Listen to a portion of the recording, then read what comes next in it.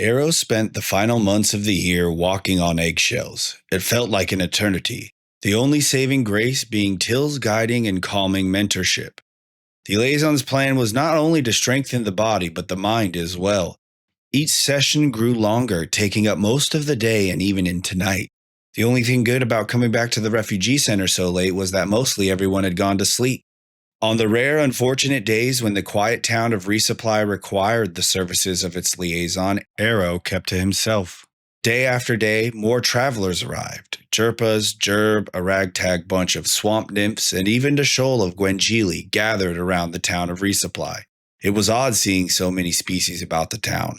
Either way, it kept the liaison busy. Uninterested in causing trouble, Aero did his best to stick to his favorite hiding places. Although not always able to remain unseen, his training improved his ability to make a cleaner getaway. Time went on with more of the same for weeks, the only thing changing being Aero's affinity for push-ups. His new record was 20 in a row. Leaving the station one day, a non-emergency alert on Till's smaller left screens provided some relief, allowing Aero to count down the remaining days until his liberation. Only 2.5 days left. It's about time. What's that say? This ship is coming from further out? Huh. The next ship comes from the core. I didn't know the ship stopping here also came from the Galactic Alliance. Dropping off supplies too. I doubt those are being distributed properly, Aero said to himself.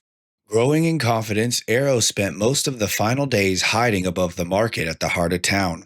Most of the time, it looked like any other drifter pit stop, but the increasing buzz had an interesting effect. When word got out about the new arrivals, the more nomadic species showed, bringing resupply to life. From the dead, dry desert, an oasis of color sprouted overnight as the different species decorated their areas in hopes of attracting customers. When only one day remained until the cruiser's arrival, its odd straight lines were visible against the slight curve to the sky.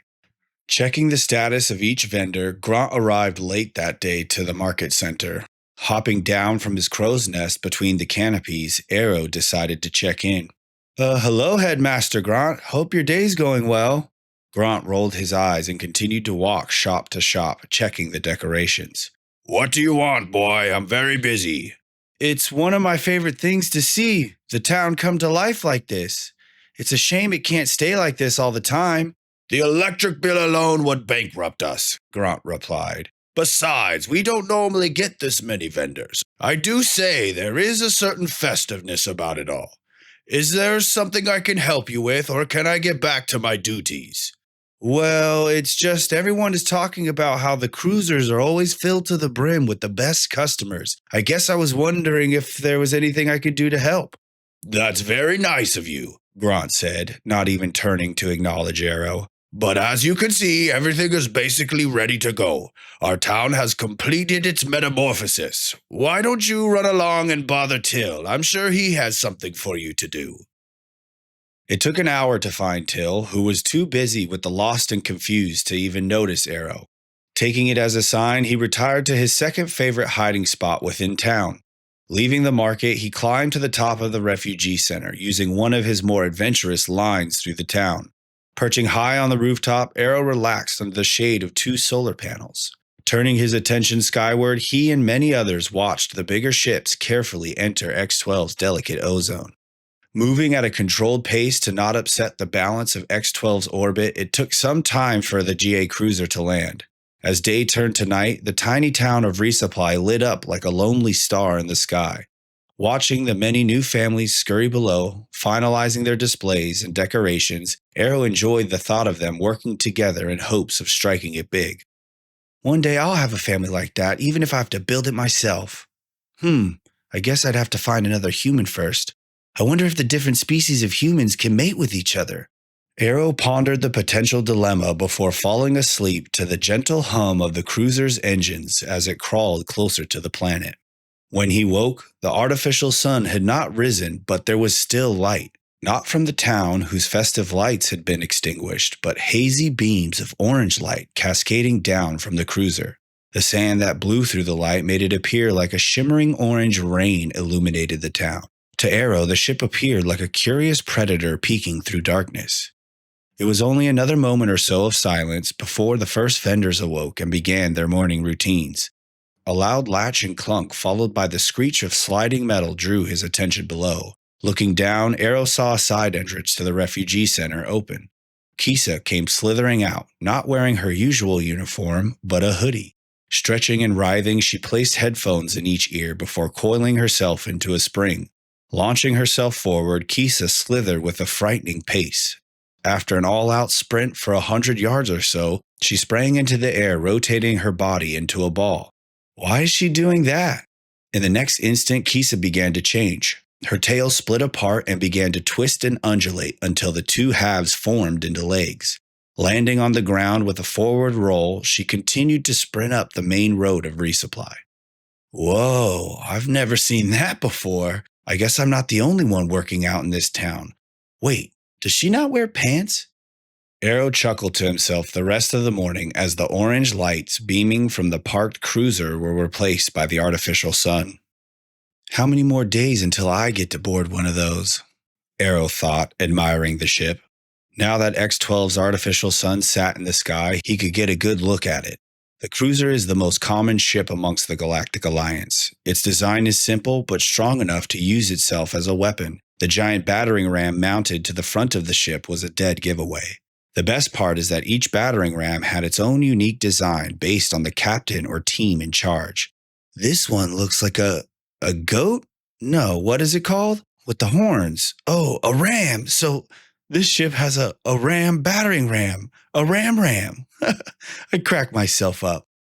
Scanning the rest of the hull, Aero's laughter stopped when he got to the back of the cruiser. Several large gashes peeled along the backside, as if something with extremely large talons tried to prevent its escape. What could have done that? The terrifying thought was interrupted by the sound of a speeding transport whirring closer from the far side of town. Aero recognized the sound and bet that Till was on the move and was more than likely coming to the refugee center. Curious to ask if there was truly creatures of that magnitude under the command of the Shadow, Aero descended the roof. Removing several screws and climbing through a vent, Aero swung down from the geometrically designed stabilizers with a loud thud, drawing the attention of everyone in the main hall still just barely waking up. Ignoring their judgment, Aero trotted towards the front doors with excitement, but just as he stepped outside, he was greeted by an angry nymph and a more furious zenith. Immediately pinned to the door by multiple roots summoned by Ren, Aero couldn't help but smile. Oh, look, the little hairless ape thinks it's funny. What's so funny, little monkey? Hanzo spat. Don't you have better things to do? Aero snapped back. Punching Aero hard in the gut, Hanzo's evil grin faded as his hand collided with tightened muscles. Unaffected by his attack, Aero's face cracked with an even larger smile after the surprise side effects of his training were revealed. The stupid earthling thinks we're fools, Ren snarled. Hanzo and Ren shared an almost imperceptible glance and simultaneously drew back their fists. Aero could only hope to flinch at the perfect time, attempting to absorb the blows. But just before they struck, Headmaster Grant began to open the door Aero was pinned against. In an instant, Ren released the binding roots as both he and Hanzo adopted their most innocent-looking expressions. "Ah, there you two are. Something has gone wrong. The liaison should be here any minute. It is time for me to escort you to the station. Come on, say your goodbyes and follow me," Grant said, visibly flustered as he walked past. Glaring down at Aero, Hanzo and Ren's fury rippled across their faces the moment Headmaster Grant waddled out of range. "Understand this, you stupid ape. We will be back, and we will get our revenge," Hanzo proclaimed. "Just wait until we're evolved. Just wait. Doesn't matter what tricks you have. We will be more than capable by our return," Ren cursed. When Usk and Tang stepped out of the refugee center, an awkward silence ensued as they stared back and forth between each other. It seemed the silence would have gone on forever if not for the headmaster's squealing. "Okay, boys, it's time. Don't want to be late for your big day," Grant said with glee as Till pulled up in the transport. Still not saying a word, Tang and Usk began to walk around the group, clearly not sharing the same animosity towards Aero. Hanzo and Ren stayed a moment longer, maintaining their maniacal gaze. The artificial sun peeked around the corners of the refugee center. Remaining silent, Hanzo and Ren turned to walk away but kept eye contact. Aero grinned the entire time. That is until he saw the liaison staring at him from the pilot's seat of the transport. With each step they took, the distance between them grew. Aero could feel his life getting a little easier. Thinking to himself about what he had learned from the liaison, Aero knew Hanzo, Ren, Tang, and Usk were in for a wake-up call at the academy. The moment the hatch sealed shut and the transport disappeared, Aero was relieved. Sadly, all his joy twisted into jealousy as he yearned to embark on the same adventure.